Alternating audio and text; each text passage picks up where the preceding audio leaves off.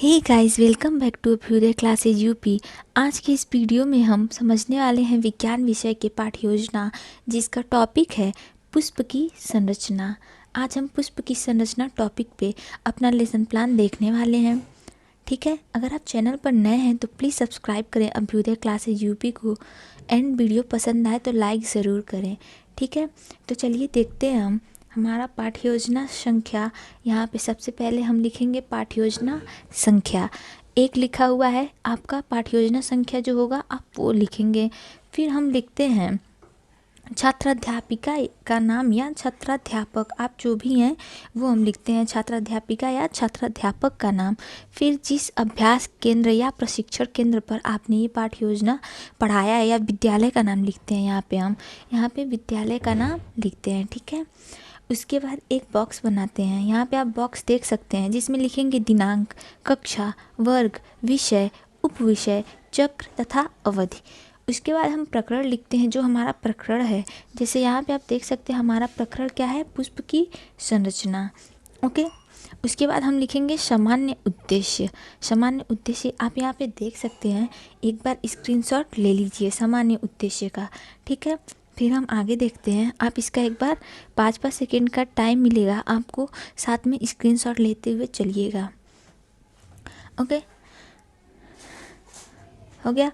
अब हम आगे देखते हैं अनुदेशनात्मक या विशिष्ट उद्देश्य भी इसे हम कहते हैं। तो हेडिंग लिखेंगे अनुदेशनात्मक उद्देश्य या विशिष्ट उद्देश्य। आपके महाविद्यालय में जो बताया गया होगा वो यहाँ पे हेडिंग में लिख देंगे। ठीक है, फिर ज्ञानात्मक उद्देश्य, उसमें लिखेंगे छात्र विभिन्न पुष्पों की पहचान कर सकेंगे। ये हो जाएगा हमारा ज्ञानात्मक उद्देश्य। दूसरा है हमारा बोधात्मक उद्देश्य। बोधात्मक उद्देश्य में क्या करेंगे, लिखेंगे छात्र पुष्प के विभिन्न अंगों की व्याख्या कर सकेंगे। ओके, अब हम आते हैं हमारा अनुदेशनात्मक उद्देश्य का जो थर्ड पॉइंट होता है क्रियात्मक उद्देश्य, उसको हम एक बार देखते हैं। अब यहाँ पर हम देखते हैं क्रियात्मक उद्देश्य, छात्र पुष्प की संरचना का चित्रांकन कर सकेंगे। ये हो जाएगा हमारा क्रियात्मक उद्देश्य। फिर हम लिखते हैं सहायक सामग्री, हेडिंग डालते हैं जिसमें लिखेंगे चार्ट पेपर पर बना हुआ पुष्प की संरचना का चित्र। ओके, उसके बाद हम आते हैं पूर्व ज्ञान पे। पूर्व ज्ञान में लिखेंगे छात्रों को अपने आसपास पाए जाने वाले विभिन्न प्रकार के पुष्पों की सामान्य जानकारी है। ओके, इतना क्लियर है। अब जो हमारा आता है वह आता है प्रस्तावना के प्रश्न। ओके, अब देखते हैं हम प्रस्तावना के प्रश्न में। हमारा पहला प्रश्न है पर्यावरण के अंतर्गत क्या क्या आता है। छात्र छात्रा प्रत्याशित उत्तर। आप ऐसे एक पहले बॉक्स बना लेंगे जिसमें लिखेंगे क्रम संख्या, छात्राध्यापक या छात्राध्यापिका कथन, आप जो भी हैं वो लिखेंगे। फिर लिखेंगे छात्र छात्रा कथन या छात्र छात्रा प्रत्याशित उत्तर। ओके, अब हम इसमें देखते हैं पहला क्वेश्चन हमारा है पर्यावरण के अंतर्गत क्या क्या आता है। छात्र छात्रा कथन में लिखेंगे पर्यावरण के अंतर्गत पेड़ पौधे, जीव जंतु आदि आते हैं। दूसरा हमारा क्वेश्चन हो जाएगा पौधों में कौन कौन अंग होते हैं। आंसर होगा पौधों में जड़, तना, फल, पत्ती, पुष्प आदि होते हैं। ओके, फिर हमारा थर्ड जो क्वेश्चन आ जाएगा प्रस्तावना का समस्यात्मक प्रश्न, वह होगा पुष्प की संरचना के बारे में आप क्या जानते हैं। ये हो जाएगा हमारा समस्यात्मक प्रश्न।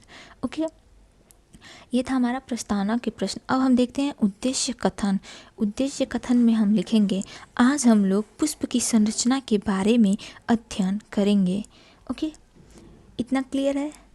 आई होप इतना आपको समझ में आया हो। अब हम आगे देखते हैं हमारा जो है अनुदेशनात्मक प्रक्रिया लिखते हैं। इसमें लिखते हैं प्रस्तुत अनुदेशनात्मक प्रक्रिया को 3 शिक्षण बिंदुओं में प्रस्तुत किया गया है, जो क्रमशः पुष्प की संरचना, पुष्प के भाग व पुष्प के कार्य हैं। ओके, अगर आप चैनल पर नए हैं तो आप प्लीज़ एक बार चैनल को सब्सक्राइब कर दें और वीडियो को लाइक ज़रूर कर दें। ठीक है, अभी हम देखते हैं आगे प्रस्तुतिकरण जो हमारा है उसे देखते हैं। ये है हमारा प्रस्तुतिकरण। अब इसमें हम एक ऐसे बॉक्स बनाएंगे जो आप यहाँ पर देख सकते हैं। ठीक है, स्क्रीनशॉट लेते हुए साथ में आप चलिएगा। उसमें लिखेंगे शिक्षण बिंदु, छात्राध्यापिका क्रियाएं या छात्राध्यापक क्रियाएं। फिर लिखेंगे छात्र छात्रा क्रियाएं। उसके बाद श्यामपट्ट कार्य हो जाएगा हमारा। ठीक है, ऐसे बॉक्स बनाएंगे। उसके बाद जो हमारा यहाँ पर पहला शिक्षण बिंदु है वह है पुष्प की संरचना। अब उसमें हम देखते हैं, उसमें आप ऐसे देख सकते हैं यहाँ पर क्वेश्चन बना हुआ है। ठीक है, तो आप यहाँ पर प्रश्न देख सकते हैं। यहाँ पर लगभग 5 प्रश्न बना हुआ है। आप यहाँ पर 3 प्रश्न लगभग बना सकते हैं। ठीक है, यहाँ पे जैसे लिखा हुआ है, पहला प्रश्न हमारा है मनुष्य को जीवित रहने के लिए क्या क्या आवश्यक है। तो आंसर में हमारा लिखा जाएगा, जो छात्र छात्रा ने उत्तर दिया होगा वो आंसर में लिखते हैं। मनुष्य को जीवित रहने के लिए हवा, जल, भोजन आदि आवश्यक है। दूसरा हमारा हो जाएगा भोज्य पदार्थ, वायु आदि हमें किससे प्राप्त होती है। आंसर होगा भोज्य पदार्थ, वायु आदि हमें पेड़ पौधों से प्राप्त होती है। तीसरा है पुष्प, तना, पत्तियाँ आदि पौधों के क्या हैं। पुष्प, तना आदि पौधों के अंग हैं। चौथा हो जाएगा हमारा क्वेश्चन है पौधों का सबसे आकर्षक भाग क्या होता है। पौधों का सबसे आकर्षक भाग छात्र छात्रा उत्तर देंगे पुष्प होता है। फिर हमारा जो छात्र मौन या समस्यात्मक वाला प्रश्न आएगा पांचवा, वह है पुष्प की संरचना के विषय में आप क्या जानते हैं। ठीक है, तो यहाँ पर फिर हम स्पष्टीकरण देंगे पुष्प की संरचना के बारे में। यहाँ पर आप देख सकते हैं स्पष्टीकरण। प्रारूपिक पुष्प में उपांगों के 4 चक्र उपस्थित होते हैं, जिन्हें क्रमशः बाह्य दलपुंज, दलपुंज, पुमंग तथा जायांग कहते हैं। यहाँ पर आप छात्र छात्रा क्रिया में लिखेंगे कि छात्र छात्रा ध्यानपूर्वक या ध्यान से सुनते हैं। ठीक है, अब हम देखते हैं यहाँ पर उसके आगे, सभी उपांग कक्ष पर एक निश्चित क्रम में व्यवस्थित रहते हैं। अधिकांश पौधे में पुंकेसर तथा स्त्री केसर दोनों एक ही पुष्प में पाया जाता है, जिसे द्विलिंगी, तथा कुछ पौधों में पुंकेसर तथा स्त्री केसर अलग अलग पुष्पों में पाया जाता है, जिसे एक लिंगी पुष्प कहते हैं, जैसे पपीता, मक्का, लौकी आदि। ये हो जाएगा हमारा पुष्प की संरचना के बारे में आप क्या जानते हैं का आंसर। श्यामपट्ट कार्य में हम देख सकते हैं, यहाँ पर आप देख सकते हैं, यहाँ पर लिखा हुआ है पुष्प 4 उपांगों से मिलकर बना होता है। 4 उपांग कौन कौन से हैं, बाह्य दलपुंज, दलपुंज, पुमंग तथा जायांग। ये हो जाएगा हमारा श्यामपट्ट कार्य। ओके, अब हम आते हैं हमारे सेकेंड शिक्षण बिंदु पर, पुष्प के भाग। ठीक है, इसमें भी सबसे पहले जो हम प्रश्न करेंगे वह कर लेते हैं। प्रश्न यहाँ पर देख लेते हैं एक बार। हमारा है पहला प्रश्न, लिंग के आधार पर पुष्प कितने प्रकार के होते हैं। आंसर आएगा बच्चों का 2 प्रकार के होते हैं। द्विलिंगी पुष्प किसे कहते हैं। द्विलिंगी पुष्प ऐसे पुष्प जिनमें स्त्री केसर तथा पुंकेसर दोनों एक ही पुष्प में पाया जाता है, द्विलिंगी पुष्प कहते हैं। फिर हम यहाँ पर क्वेश्चन करते हैं, आंसर आता है। यहाँ पर आप इसको स्क्रीनशॉट एक बार ले लीजिएगा। ठीक है, जैसे यहाँ पर देख सकते हैं, तीसरा जो हमारा क्वेश्चन है वह है पुंकेसर तथा स्त्री केसर अलग अलग पुष्पों में पाया जाता है, ऐसे पुष्प को क्या कहा जाता है। ऐसे पुष्प को एकलिंगी पुष्प कहा जाता है। ठीक है, पुष्प कितने भागों से मिलकर बना होता है। पुष्प विभिन्न भागों से मिलकर बना होता है। अब हमारा जो छात्र मौन या समस्यात्मक वाला प्रश्न होगा वह है पुष्प के विभिन्न अंगों के नाम बताइए। यहाँ पे हमारा समस्यात्मक प्रश्न हो जाएगा। इसमें अब हम आगे देखते हैं स्पष्टीकरण। यहाँ पर आप साथ में स्क्रीनशॉट लेते हुए चलिएगा। यहाँ पर आप देख सकते हैं लिंग के आधार पर पुष्प हमारे 2 प्रकार के श्यामपट्ट कार्य में लिखा हुआ है, एक लिंगी पुष्प तथा द्विलिंगी पुष्प। ओके, अब हम आगे देखते हैं स्पष्टीकरण अपना। इसमें आप यहाँ पर देख सकते हैं, एक सामान्य पुष्प के निम्नलिखित भाग होते हैं। पहला बाह्य दलपुंज, दूसरा दलपुंज, तीसरा पुमंग, चौथा जायांग। ये अभी हमने ऊपर समझा हुआ था, अब इसको डिटेल में समझते हैं। बाह्य दलपुंज ये सामान्य तौर पर हरे होते हैं। वह हरे रंग के कारण प्रकाश संश्लेषण का कार्य भी करते हैं। दलपुंज यह पुष्प का सबसे आकर्षक भाग होता है।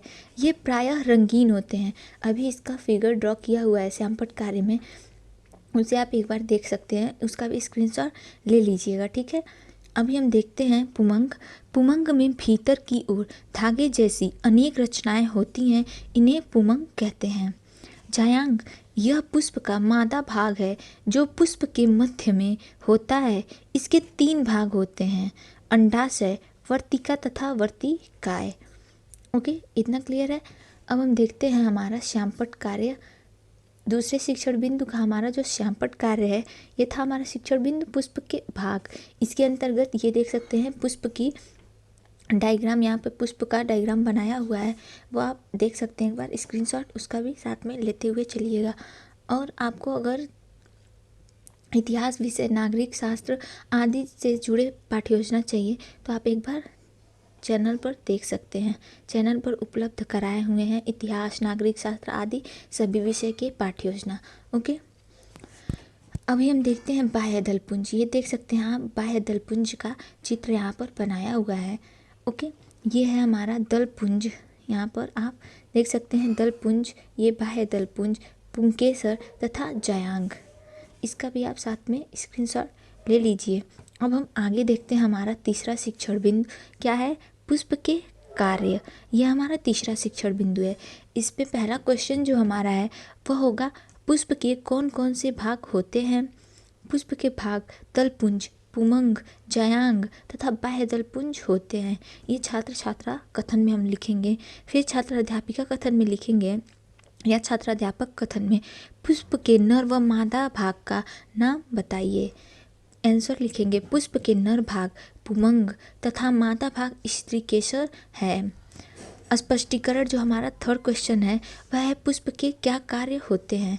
ये छात्र मौन हो जाएगा, छात्र मौन वाला प्रश्न है। फिर हम स्पष्टीकरण देंगे। स्पष्टीकरण को देखते हैं एक बार, यहाँ पे छात्र छात्रा ध्यान से सुनते हैं, लिख देंगे। अब हम स्पष्टीकरण देखते हैं। पुष्प पौधों का जनन अंग होता है। इसके द्वारा पौधे प्रजनन करते हैं। प्रजनन का कार्य 2 चरणों में संपन्न होता है। पहला परागकण व दूसरा निषेचन है। ठीक है, यहाँ पर आप देख सकते हैं पहला परागकण, इसे देखते हैं।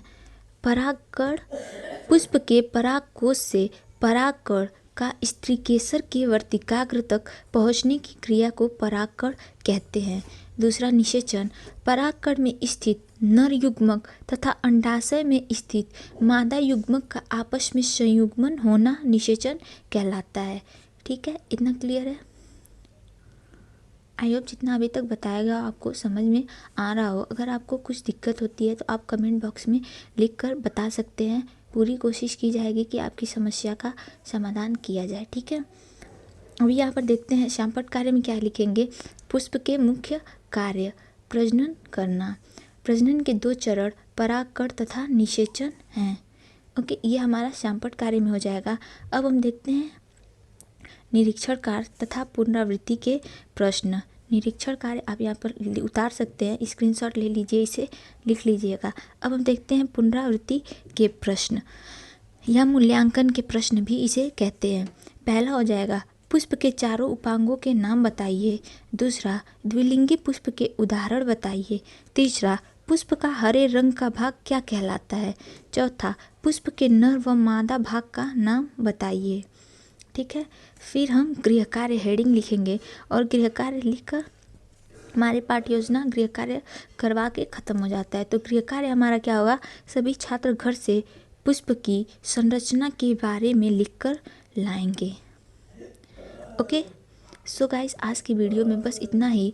अगर आप चैनल पर नए हैं तो अभ्युदय क्लासेस यूपी को सब्सक्राइब करना न भूलें और वीडियो पसंद आई हो तो वीडियो को लाइक ज़रूर करें। ठीक है, और आपको अगर इतिहास, नागरिक शास्त्र, विज्ञान विषय से पाठ्य योजना आपको चैनल पर उपलब्ध कराए हैं, आप एक बार चेक कर सकते हैं। Okay, thank you.